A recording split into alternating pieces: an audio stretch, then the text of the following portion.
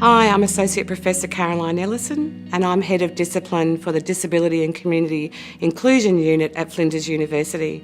My experience goes back to the days of Strathmont Centre here in South Australia, where in the late 1980s and early 1990s I worked as a support worker.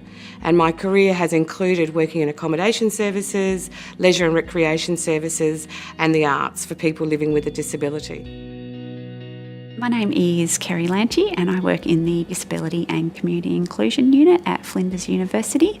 I work with all allied health students and disability emerging professionals, and I've been working myself in the disability industry for between 20 to 25 years in various settings, from in a person's home to in a community setting to in a workplace, and also doing research in the area.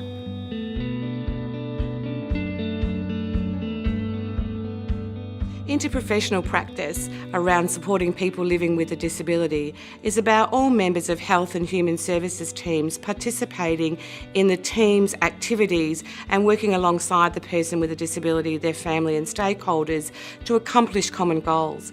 It's about everybody valuing everybody's contribution and not working in silos. It's really very person-centred, with the person with a disability in the middle and all the professionals working together around them to ultimately improve the individual's life experiences.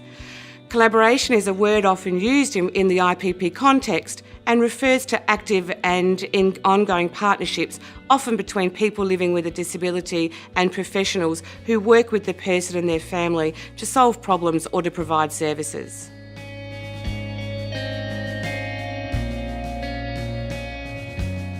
For people living with a disability, IPP is most important.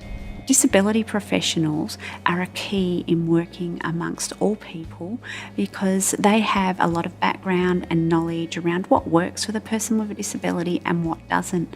So it's important that they are involved and work with all the other allied health professionals and the person with a disability to ensure the best access to services and that the right sort of supports that will aid the individual living with a disability to give them the best possible health outcomes.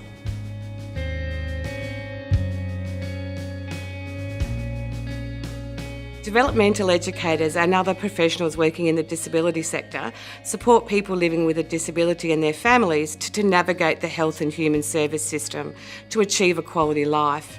Key responsibilities of DE such as community development, working with local government, skill teaching, capacity building and providing advocacy and access to services means that developmental educators work with a whole range of allied health and human service professionals, from those who are dealing with some of the physical aspects such as physios, OTs, speech pathologists, right through to people who work with individuals around their psychosocial development, being psychologists, psychiatrists and social workers. There's really no limit to the range of professionals that an individual living with disability may access, and so therefore DEs are generally there alongside them in that journey, helping them to gain access to what they're after.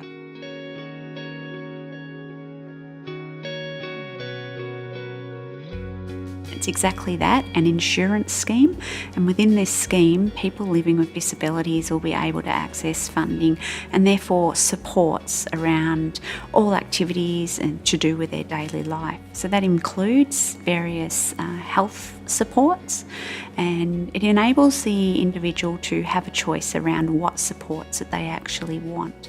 So a big implication around the NDIS is that allied health professionals may see more people living with disabilities access their services, and this has some huge implications for them. They need to be able to understand how to work with a person living with a disability, particularly around communication issues, the need for greater time, and the need to actually work with not only the person living with a disability, but also their supports, whether that be family, friends, other disability and allied health professionals, to ensure that they actually get a full understanding and history and that the person with a disability follows through on the required actions.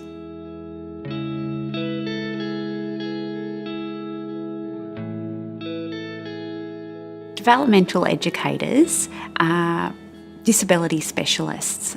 They can become part of the Developmental Educators Association. Developmental educators work with a myriad of other professionals, health professionals, as well as the individual living with a disability themselves.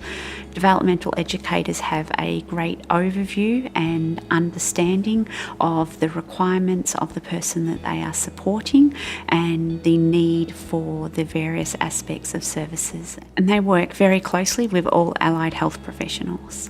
Developmental educators work with a variety of health professionals. They need to work daily in an interprofessional and interdisciplinary team.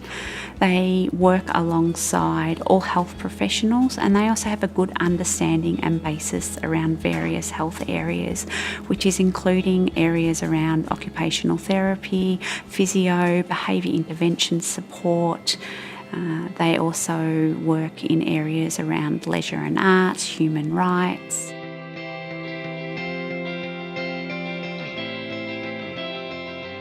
The main challenges for developmental educators and other professionals working with people with a disability is a lack of awareness about what developmental educators do amongst allied health and human service providers in many areas across Australia.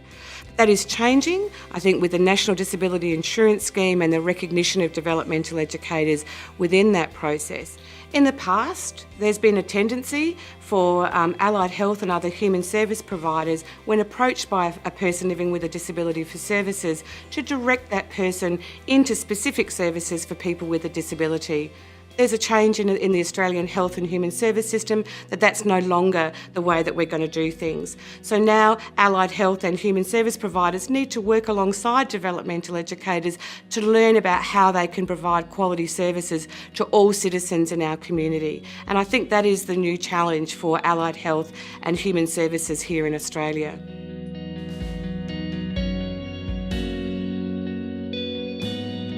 I think as a developmental educator, one needs to be flexible and open. One needs to be prepared to work under multidisciplinary but also in transdisciplinary models. We will be forever learning. We'll be learning new skills as we work in collaboration with allied health professionals like OTs, physios and speech pathologies. We are kind of known as the generic allied health profession, so my advice to new graduates in the disability profession is to be open to new ideas and be open to new opportunities to work, perhaps not necessarily just in services that have been designed specifically for people with a disability, but also be prepared to work alongside mainstream allied health and human service providers. We are, as practitioners, not very good at selling what we do, and my advice to graduates is be out there, put your hand up, say yes, and really engage with allied health and human service partners to ensure that the people with a disability you're supporting get the quality of life they're after.